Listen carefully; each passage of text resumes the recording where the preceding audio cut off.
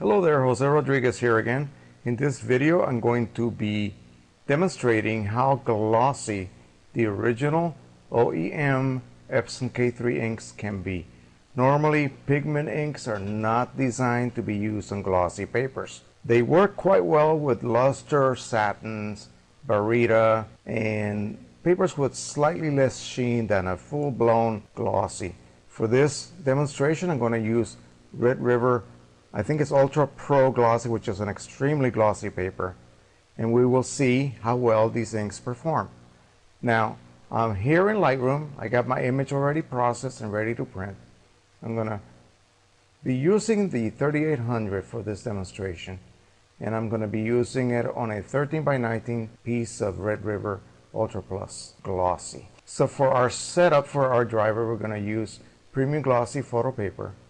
We're going to set our quality to high, and we're going to use no color adjustment. Remember, usually when you open up your driver, it'll be set to your EPSON standard sRGB. We're going to hit custom, going to scroll down on the drop down menu, pick no color adjustment. That way only Lightroom will be managing color and not the driver. You do not want double profiling. I'm going to go ahead and hit OK and OK again.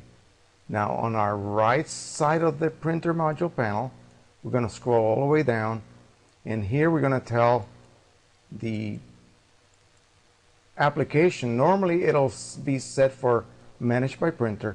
We're going to click on that, and we're going to choose our particular ICC profile, and I am using Red River's custom profile for their own paper using the Pro 3800 and OEM inks.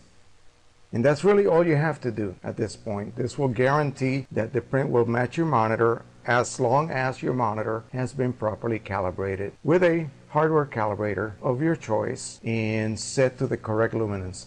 Okay, so we're going to choose Red River Ultra Plus Gloss 2.0 for the EPSON 3800, and now we just hit print. Once the image has been spooled, we'll take a walk over to the printer and watch it emerge. So we'll see you there in a few seconds.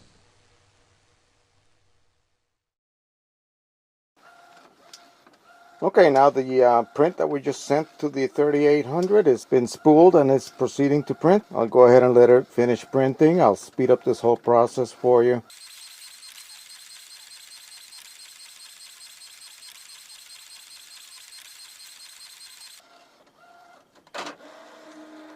Okay, we are done.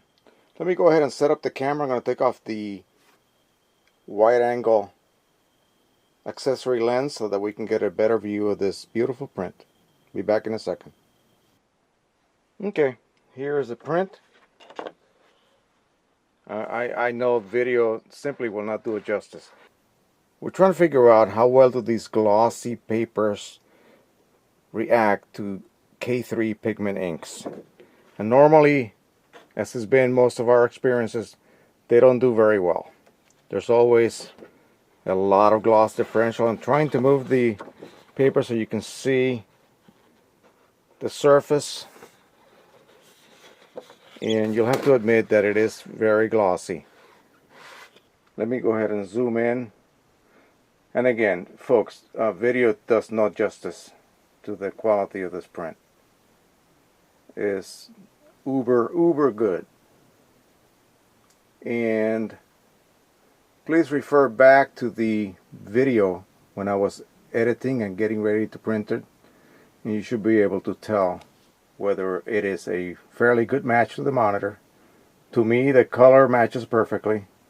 Video may not be able to display that.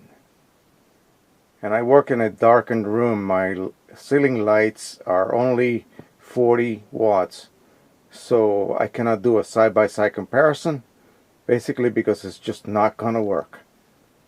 Now, normally what happens, very deep blues, such as the ones in the upper right corner and upper left corner, usually are not reproduced very well. Inks have a lot of trouble reproducing those types of colors. They are just too intense and often out of gamut. Let me go ahead and zoom into that little marshy area there.